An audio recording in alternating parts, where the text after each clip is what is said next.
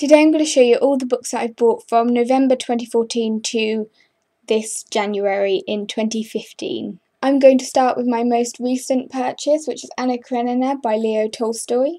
I bought this when I was in Birmingham with Ariel and Danny, and I've been wanting to read this for quite a long time, and it is a big book. I'm normally like a 250 page to 400 page person, so this will be a challenge, but the themes in here just really appealed to me, and it's kind of a social commentary of Russia at that time and just focuses on all the aspects of love and different people within society, so I'm really interested in it. At the moment, these pictures of us from the photo booth is my current bookmark, and every time I look at it, it makes me smile so much. Nora Webster by Colm Tobin. This book came out in late 2014 and I was really excited to read it. I'm currently reading it at the moment and it is exceptionally beautiful.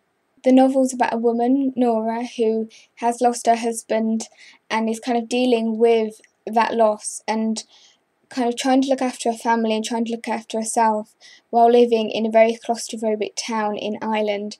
I was also lucky enough to get a signed edition. Another Colm Tobin book, because I love Colm Tobin, Brooklyn. This is about a young girl called Eilish Lacey who leaves her family in Ireland to move to Brooklyn. I really want to read Brooklyn because there's a film coming out, I think this year, with Saoirse Ronan, who I love, and I actually want to read the book before I see the film.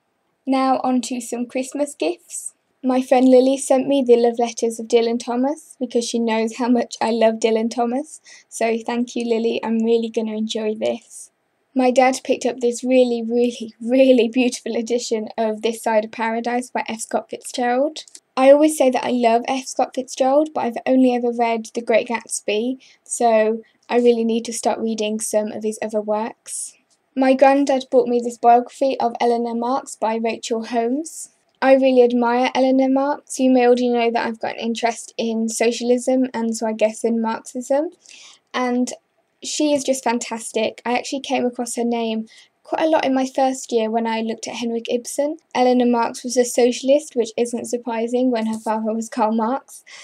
She was a trade unionist, which I really like about her, and she was also heavily involved in literature. For example, she was the first person to actually translate Gustave Flaubert's Madame Bovary into English. Last but not least, a very stunning edition of Rebecca by Daphne du Maurier.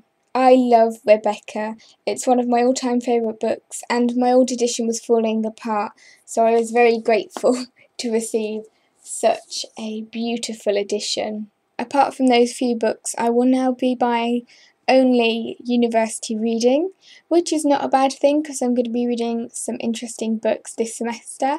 But I do love going into Waterstones, especially when you have like a voucher that you've got for Christmas or something, because I feel very powerful, as if the world is my oyster. I can buy anything in this bookshop up to £25.